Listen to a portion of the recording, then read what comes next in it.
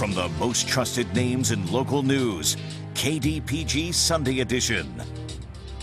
Good morning and welcome to the KDPG Sunday Edition. I'm Stacy Smith. The measure of a man wasn't how many times or how hard he got knocked down, but how fast he got back up. Those are the words of former Vice President Joe Biden describing what his father had told. Well, the Scranton, Pennsylvania survived many election campaigns, the loss of a wife and one-year-old daughter in a car accident, brain surgery, and the death of his son, Beau, to brain cancer. Joe Biden is part of American political history, but will he also be part of its presidential future? Well, last Thursday, Joe Biden announced that he is running for the Democratic nomination for president and that he wants to face President Donald Trump in the 2020 presidential election. Nicole Killian reports that Pittsburgh could be a big part of his presidential campaign. America's coming back like we used to be. Former Vice President Joe Biden greeted customers at a pizza parlor in his home state of Delaware after formally announcing his candidacy for president in a web video. We're in the battle for the soul of this nation. Biden now joins a field of 21 Democrats. Some sent out fundraising emails to donors after Biden's announcement. University of Virginia's Kyle Kondik says Biden's popular in the polls right now, but that may not last. This is going to be something that Democratic primary voters are going to have to figure out for themselves. And you can't just necessarily assume that just because Biden polls the best now that he would ultimately be the best candidate. President Trump wasted no time sizing up his potential opponent and weighed in on Biden's announcement. In a tweet, the president said, "Welcome to the race, Sleepy Joe. If you make it, I will see you at the starting gate." One president we may not hear from is former President Barack Obama, whom Biden served under as vice president for 8 years. I asked President Obama not to endorse, and he doesn't want to.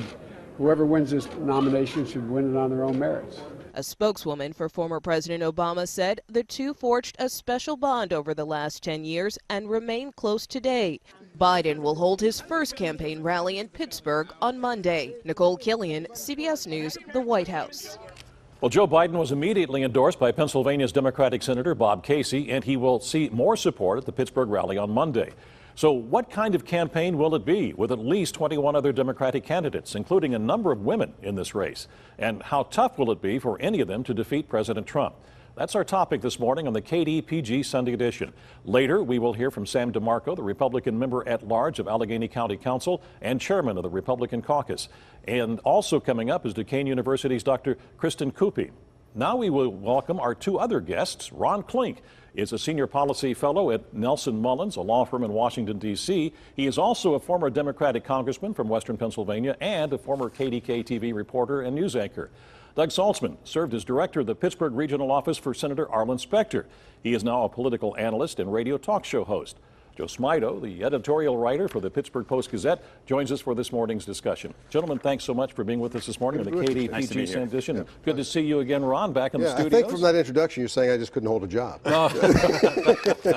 Not the case at all. You served in Congress for what, 8 years? 8 years, yeah. Yeah, exactly. All right, let's get some of the niceties out of the way as far as Joe Biden goes. Everybody seems to like Joe Biden in Washington. Am I right? Am I wrong? He got along with everyone across the board. There were a lot of Democrats that like to particularly vilify people that were on the right. Some of the more conservative senators, and Jesse Helms is one that comes to mind.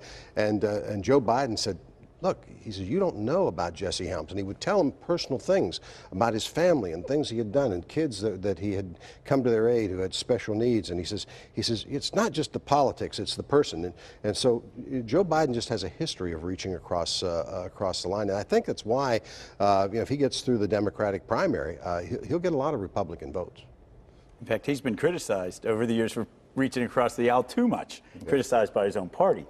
He and my former boss, Arlen Specter, are very good friends. Used to ride the train together back and forth to Washington. Of course, Biden would get off in Delaware. Specter would continue on to Philadelphia. It goes all the way back to the Anita Hill hearings, which has now come up again.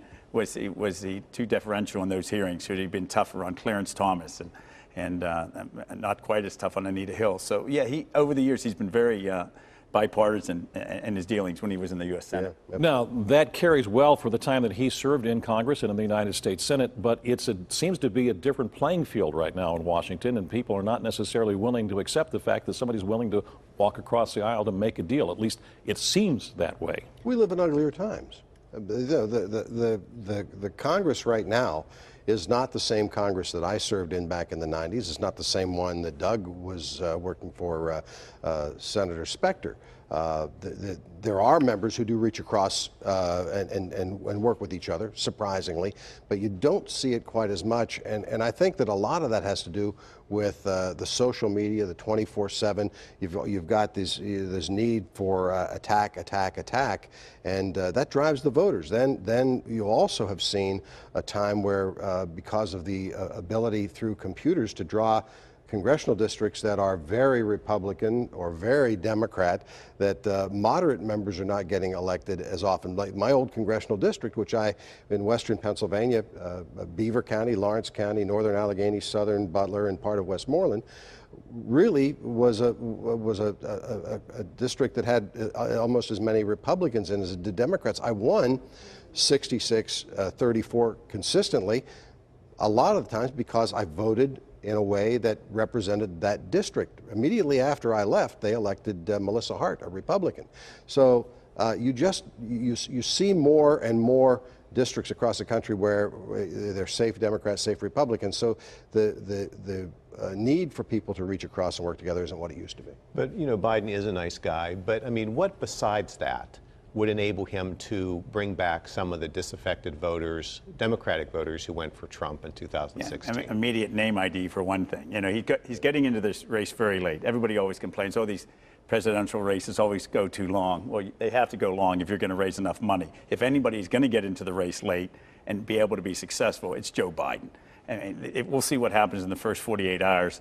Beto O'Rourke and Bernie Sanders both raised $6 million in their first 48 hours. I bet Biden's going to break $10 million. Raising money nowadays is so much different from the days of sending out mailers and hoping people send a check in to be able to do it online. You can raise millions, especially at a national level, very quickly. Well, the other issue which cuts both ways is nearly 50 years in public service. Some people are going to say, well, he's too old, even though Winston Churchill was 77 years old the last time he got reelected. But the point being that with that age comes experience. We are living in a time, many people will say that this is not a time for a rookie. And not to demean any of the other Democrats who are running, but given what's going on and the way many of us view what the current occupant at 1600 Pennsylvania Avenue has done to a lot of our international relationships, demeaning NATO, other kinds of issues, buddying up to dictators that are criminal. That's not America. And so I think that there's an opportunity now to say, here's somebody who not only was in the U.S. Senate and was a very serious senator, but was vice president during a time when we were relatively free of turmoil in this country. And so I think that he's got a good record in that respect. On the other hand, he's going to have to defend things that he did back in the 80s and 90s under the microscope of 2019 and 2020. And people today are going to look at it differently than it was looked at back then.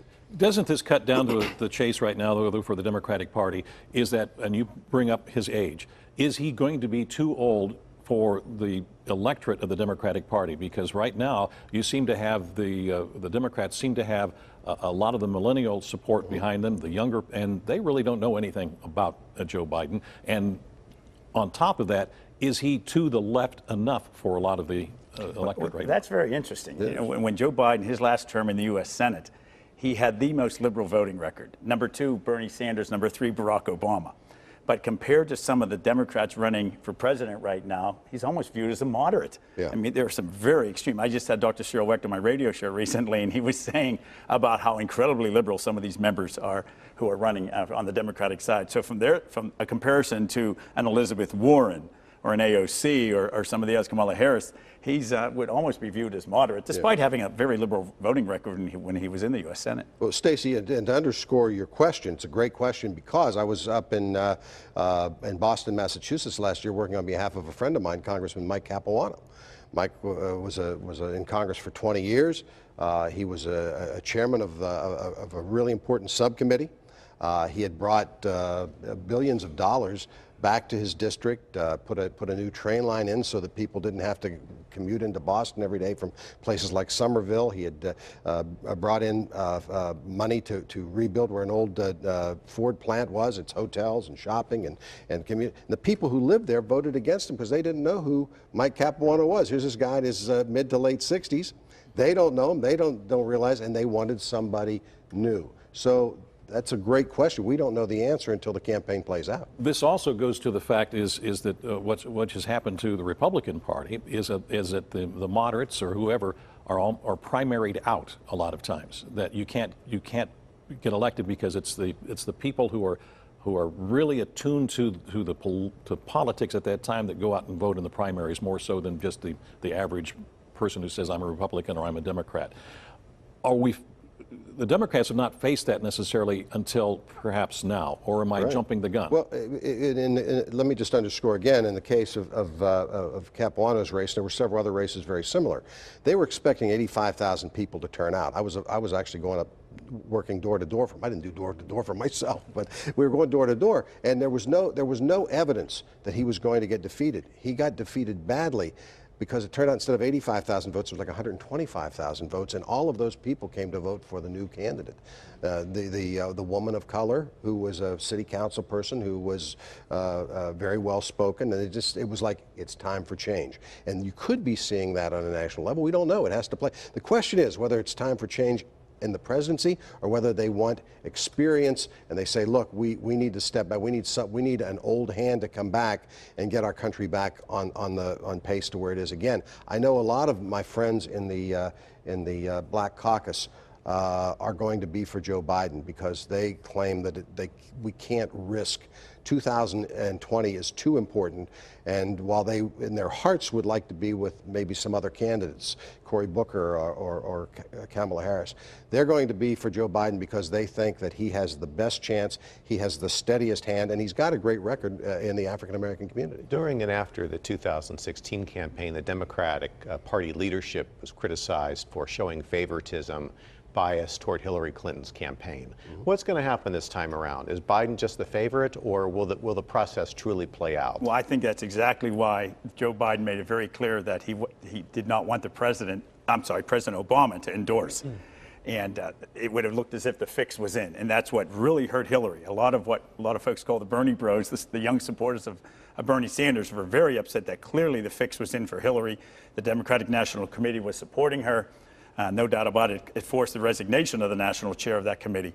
So I think this time around, Joe Biden made it very clear he didn't want to make it look as if the fix was in, although it's very interesting how he worded that. He said he asked President Obama not to endorse. He did not say the specific words, not to endorse me, but not to endorse. So maybe it would be very good for President Obama, for the Democratic Party, if he sits this primary out. We will have to end it with this part of our discussion right now. Gentlemen, thank you so much for being with us. Thanks for seeing you again.